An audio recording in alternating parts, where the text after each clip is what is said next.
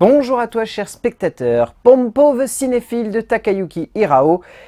C'est un film dont j'avais très vaguement entendu parler parce que ça fait quelques années qu'il traîne un petit peu dans les festivals japonais, notamment les festivals autour de l'animation, mais pas que. Et au-delà de ça, je dois avouer que juste un film japonais d'animation autour de la cinéphilie, il en faut pas plus pour me donner très envie de le voir en salle. Le résumé pour faire simple, dans la ville de New Hollywood, le jeune Jin ne veut qu'une seule chose, devenir réalisateur. Au cœur de cette industrie, il est devenu l'assistant de production d'une jeune fille pleine d'ambition, la productrice Joëlle Davidovich Pomponette.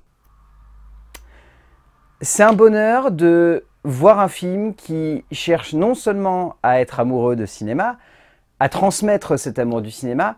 mais à parfaitement le retranscrire au travers d'une œuvre qui en plus s'avère être une espèce d'énorme découverte du monde du 7e art et de la fabrication du monde du 7e art.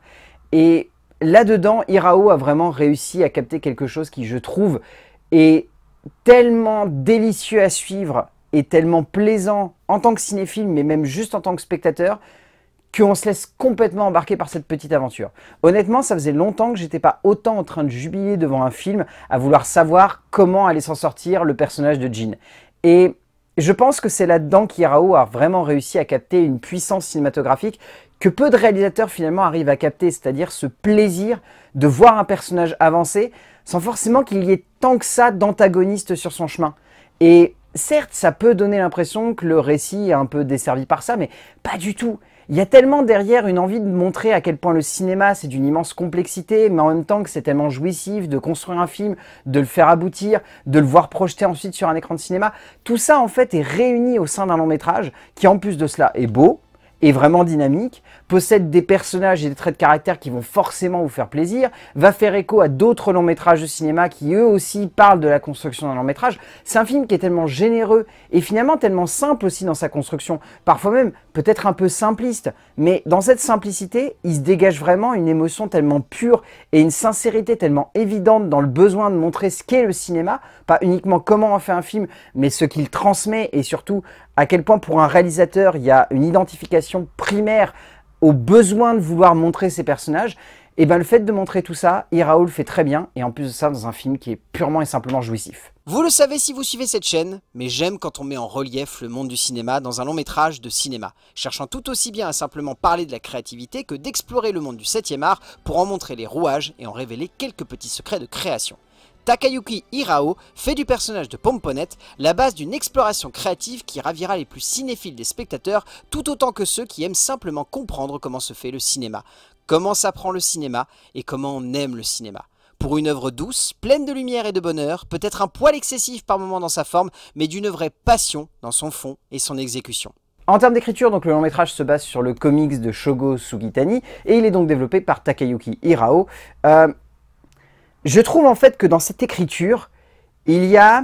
la logique et le pragmatisme de vouloir absolument construire des traits de caractère de personnages qui vont être extrêmement forts et qui du coup vont faire en sorte que le spectateur s'identifie très rapidement à eux. Et au-delà de ça, de créer de la passion pour quelque chose qui peut sembler très linéaire. C'est-à-dire que sur le papier, montrer le développement, la production, la création, le montage, plus la sortie d'un long métrage, ça peut sembler extrêmement linéaire comme structure dramatique. Et je suis d'accord que peut-être certains qui vont voir ce film uniquement parce qu'ils sont fans d'animation, mais parce que le cinéma, sans plus, peut-être que vous allez vous dire que le film est très linéaire, ou en tout cas que dans sa linéarité, il n'arrive pas forcément à créer de grands crescendo. Alors moi personnellement, je trouve que rien que l'idée de la création d'un film, c'est un crescendo en soi. Parce que l'introduction, c'est vraiment tout délicat, on découvre le monde du cinéma à travers le personnage de Jin, puis Pompo lui propose le scénario, et ainsi de suite. Puis la montée en tension se développe au fur et à mesure que la production avance, que le tournage se fait. Il y a une espèce de redescente lorsque le film est fini de tourner, mais il y a une nouvelle tension qui monte par le biais du personnage de Jin avec le moment du montage, et derrière, je trouve que Hirao arrive vraiment à bien s'en sortir avec tous ces événements. Il ne se contente pas uniquement de vouloir faire une espèce de grand parcours dramatique autour de la création d'un film. Il arrive aussi à créer des traits de caractère de personnages qui, au fur et à mesure de l'avancée du récit, vont sonner non seulement comme cohérents par rapport à ce qu'il veut démontrer, par rapport à ce qu'il veut retranscrire du monde du cinéma, mais surtout va montrer le côté très passionnel en fait de la découverte du cinéma. Jin est un personnage qui, typiquement, dans lequel je me suis vraiment identifié. Parce que je trouve que le côté un peu peureux, mais en même temps passionné, et en même temps très renfermé, et en même temps qui peut être aussi très extraverti s'il a envie vraiment de montrer sa passion du cinéma, tous ces petits éléments, c'est quelque chose qu'on a tous pu un peu ressentir un moment lorsqu'on a été soit en école de ciné, soit en école de manière générale, ce moment où on est passionné par quelque chose, mais où on a du mal à être un petit peu expansif. Et bien, tous ces trucs-là, Hirao, il a réussi à les retranscrire dans un scénario qui, certes, sur sa base est simple, mais dans la profondeur, l'est pas du tout. En prenant comme base le manga culte de Sugitani, Hirao fait de cette petite héroïne le début d'une grande aventure pour un personnage qui est un véhicule parfait d'immersion pour le spectateur dans cet univers, permettant ainsi de rendre tout aussi ludique que terriblement attachant la découverte de la production d'un film. On se sent passionné par ce que Jin est en train d'accomplir en même temps qu'il nous le fait découvrir, donnant une saveur très particulière à ce moment d'écriture qui aurait pu sonner comme une espèce de grand didacticiel pour comprendre le 7e art, mais qui devient plus un bon moyen de cerner tous les rouages en tournant l'artistique et le financier d'un métrage. En termes de mise en scène, Hirao, alors, ne propose pas forcément une animation que je trouve très novatrice dans son genre. Je trouve qu'elle est parfaitement dans la même mouvance que beaucoup de réalisateurs qui cherchent à adapter des mangas, qu'ils soient cultes ou qu'ils soient plus inconnus, dernièrement dans le cinéma japonais, ou en tout cas dans le cinéma d'animation spécifiquement. Je trouve pas que son animation soit très novatrice, en fait, mais elle est très bien utilisée. C'est typiquement le genre d'animation où j'ai pas eu cette sensation que les personnages avaient des mouvements saccadés, ou qu'il y avait des animations qui par moments semblaient très figées, comme j'ai pu le dire dernièrement sur certains films d'animation japonais, où j'avais un peu cette impression que certes, il y avait du dynamisme, il y avait de la puissance, mais clairement, lorsqu'on voit les studios Ghibli passer avant, c'est difficile de dire que ces films d'animation, ils ont quelque chose de plus finalement, parce qu'ils sont très statiques. Là, je trouve pas que Hirao ait rendu son film statique. Au contraire, il le rend constamment en mouvement parce que il a beaucoup de choses à raconter, il a un montage qui est hyper dynamique, il a une ambiance aussi qui pousse au dynamisme par le biais des personnages notamment, qui sont très expansifs, qui bougent beaucoup, qui ont tendance à voilà, être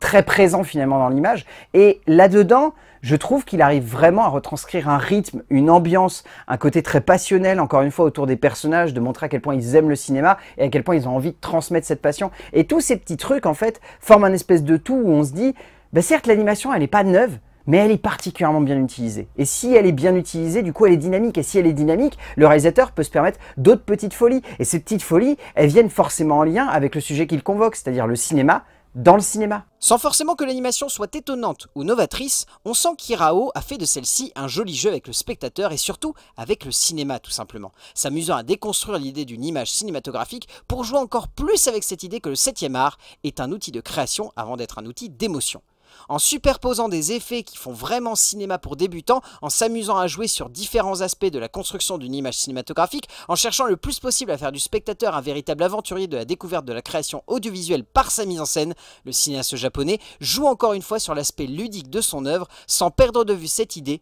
de divertir. En termes de doublage, je trouve que celui-ci fonctionne extrêmement bien. Déjà, Konomi Kohara dans le rôle de Pompo, elle est surdynamité, elle est folle du début à la fin, elle s'en sort à merveille, elle arrive à transmettre quelque chose avec le biais de ce personnage, cette espèce de Roger Corman, mais version mini et féminine, enfin extraordinaire. Aiku Kakuma est vraiment bien dans le rôle de Mistia, je trouve. Akio Tsuka, Ryushi Kijima, enfin... Je trouve que dans la grande majorité, les doubleurs se donnent vraiment à fond en fait pour leur personnage. Font vraiment en sorte qu'on comprenne leurs traits de caractère, qu'on soit passionné par leur avancée dramatique et qu'on se laisse embarquer dans leur aventure. Et notamment, ça se ressent avec le biais de l'acteur principal qui joue Jin, qui honnêtement aurait pu tomber dans une espèce de caricature de cinéphile un peu renfermé sur lui-même. Mais au contraire, il arrive constamment à nous faire ressentir la passion de ce personnage pour le monde du 7e art. Hiroya Shimizu est terriblement attachant dans le rôle de Jin, le jeune acteur offrant une prestation vocale tout en nuances, parvenant à donner du relief et de la sympathie à un protagoniste qui aurait pu juste devenir pathétique, mais qui ne l'est jamais. Au bout du compte, pour mon pauvre cinéphile, je ne peux que vous conseiller de foncer voir ce film. Que vous soyez vraiment amoureux de cinéma, que vous soyez cinéphile, cinéphore, cinéphage, que vous soyez juste spectateur, un petit peu amateur de 7e art, ce film va être un bonheur, vraiment. Même ceux qui ne sont pas forcément hyper fans de cinéma, je pense que vous allez adorer voir à quel point ce film est non seulement très intelligent dans sa découverte du monde du cinéma, mais arrive surtout à nous accrocher à des personnages qui, je trouve, sont terriblement attachants, terriblement bien doublés, en plus au sein d'un film qui certes n'est pas novateur en termes d'animation, mais extrêmement ludique et intelligent dans sa manière de se servir du graphisme et de la 2D. Donc vraiment, pour mon pauvre cinéphile de Takayuki Hirao, si vous avez l'occasion de le voir en salle, n'hésitez pas une seule seconde, foncez. A plus.